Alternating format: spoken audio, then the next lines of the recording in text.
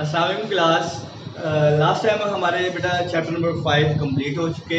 उसकी आपने न्यूमेरिकल्स को भी अच्छे तरीके से अंडरस्टैंड किया और अच्छे तरीके से उनको समझ लिया। एक बच्चे को न्यूमेरिकल नंबर 9 में प्रॉब्लम था तो वो मैंने वाइट बोर्ड पर समझा दिया था लास्ट टाइम। अगर किसी और बच्चे को उनमें कोई प्रॉब्लम रह गई हो तो दोबारा आप मुझसे रब्ता कर सकते हैं, मैं आपको सॉल्व करवा दूंगा पर्सनली, ठीक है, व्हाट्सएप पर। तो आज हमारा जो चैप्टर है वो चैप्टर नंबर 6 है, सॉल्यूशंस का। सॉल्यूशन का जो सबसे पहले कॉन्सेप्ट आप अपने माइंड में बनाएं, सॉल्यूशंस क्या होते हैं। अगर आपने घर में कोई स्वीट मतलब मशरूब तैयार किया है तो वो भी सॉल्यूशन। फॉर एग्जांपल मामा ने घर में कोई जूस बनाया तो वो भी सॉल्यूशन है, कोई शरबत बना लिया तो वो भी। माह रमज़ान में तो बहुत सारे मतलब मुख्तलिफ वैरायटी के हमने शरबत नोश फरमाए हैं मज़े ले लेकर, वो सारे सॉल्यूशन थे, ठीक है। जैसे कि अगर मामा मिल्क शेक बनाते तो वो भी सॉल्यूशन है। मामा घर में डेली आम रूटीन में चाय बना रही होती है वो भी एक सॉल्यूशन है।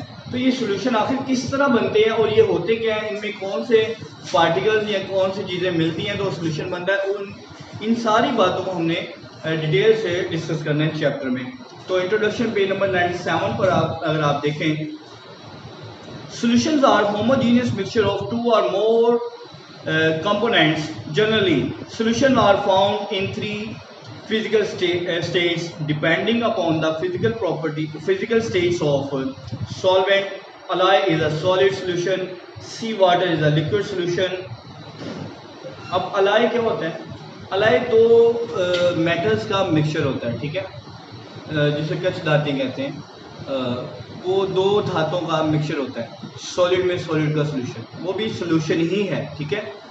अब दूसरा उसने क्या बताया, alloy is a solid solution, sea water is a liquid solution. अब सी वाटर जो है समुद्री पानी, अब वो नमकीन होता है, खारा पानी होता है, ठीक है, पीने के काबिल नहीं है। अब उसमें बहुत सारे पार्टिकल जस्ट लाइक साल्ट्स, उसमें बहुत सारी नमकियात शामिल हैं, तो वो भी एक सॉल्यूशन है, नमकीन पानी जिसे आप कह सकते हैं।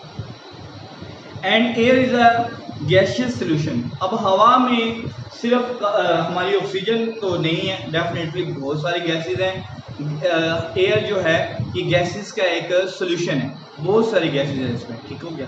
तो गैसेस आपस में डिफ्यूज़ किए हुए हैं। हमने डिफ्यूजन का टॉपिक भी समझा था, डिफ्यूजन क्या होती है, किसी गैसेस का आपस में मिक्सअप हो जाना, डिफ्यूजन बनाना, होमोजेनियस मिक्सचर बना देना। तो ये मुख्तलिफ किस्म के सॉल्यूशन हैं। सॉल्यूशन सॉलिड में भी हो सकते हैं, लिक्विड्स में भी हो सकते हैं और गैसेस में।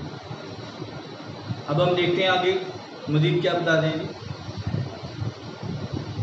There are 9 types of solution ranging from gas air we breathe to solid solution, dental alloying of or filling of teeth, ठीक है।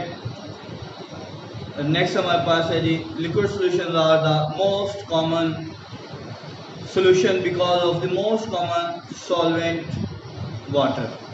अब सबसे ज़्यादा जो सॉल्यूशंस पाए जाते हैं वो लिक्विड फॉर्म के, लिक्विड में लिक्विड के सॉल्यूशन, ठीक हो गया जी, क्योंकि आपके पास एक सॉल्वेंट है वाटर, ये कॉमन है, ये ऑलमोस्ट तमाम सॉल्वेंट्स को अपने अंदर हल कर लेता है, almost. Liquid solutions are most common, ठीक हो गया जी। Therefore there is a wide variety of a liquid solution ranges from a drop of rain to ocean, ठीक हो गया। Sea water is a resource of 92 natural occurring elements. समंदर से हमें 92 एलिमेंट्स नेचुरली तौर पर मिलते हैं, ठीक हो गया। टॉपिक 6.1 हम स्टार्ट करते हैं, सॉल्यूशंस। इसको थोड़ी सी बस रीडिंग कर लेते हैं। A solution is a homogeneous mixture of two or more substances. ये दो या दो से ज़्यादा सब्सटेंसेस का एक मिक्सचर होता है। The boundaries of the components can not be distinguished. A solution exist as one phase. For example, the air we breathe is a solution of several gases.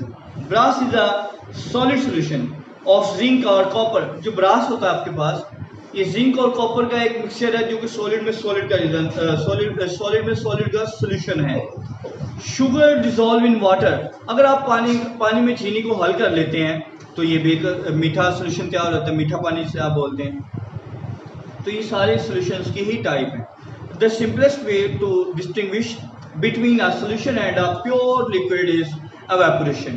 एक प्रोसेस था जो कि हमने चैप्टर नंबर 5 में पढ़ा था, अच्छे तरीके से डिटेल से लॉन्ग क्वेश्चन के तौर पर आया था, एवेपोरेशन। जो लिक्विड्स हैं ये एवेपोरेशन का फिनोमेना शो करते हैं। कैप्चर हो जाएंगे।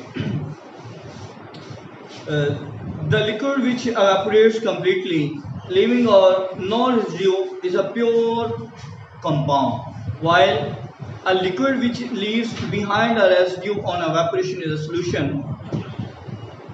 अगर आपके पास एवेपोरेशन का प्रोसेस कंटिन्यू हो किसी भी लिक्विड का और वो सारा ही एवेपोरेट हो जाए, बाकी रेजिड्यू आपके पास कुछ भी ना बचे, बाकियात कुछ भी ना बचे, तो वो प्योर सॉल्यूशन होगा, वो प्योर लिक्विड होगा, वो सॉल्यूशन नहीं होगा।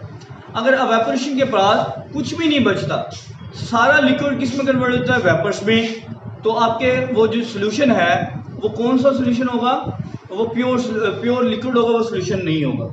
अगर एवेपोरेशन के बाद कुछ ना कुछ क्वांटिटीज बच जाती हैं तो वो सॉल्यूशन है, वो लिक्विड नहीं है। ठीक है जी, आगे देखते हैं।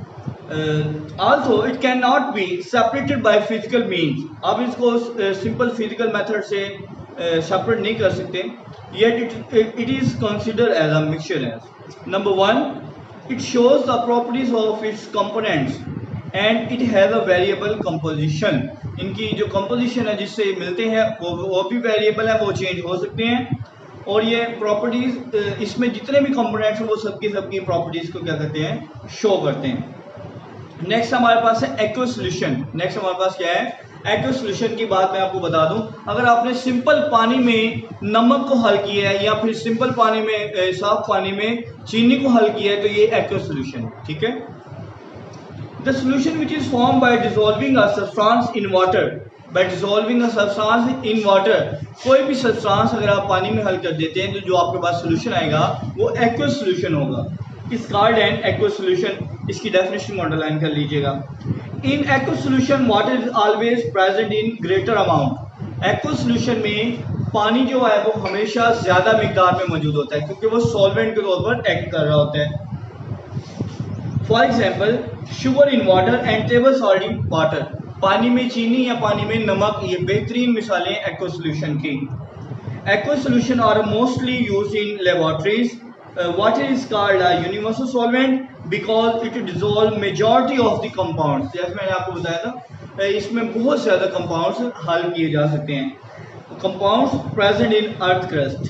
ठीक है, तो ये एक्वस सॉल्यूशन तक आज हमने इसको रीड कर लिया है। सॉल्यूशंस का जो चैप्टर था इसमें कितनी हमने बातें डिस्कस की हैं। स्टार्ट में इंट्रोडक्शन था, टाइम था, सॉल्यूशन था, सॉल्यूशन में क्या कुछ होता है वो बताया हमने।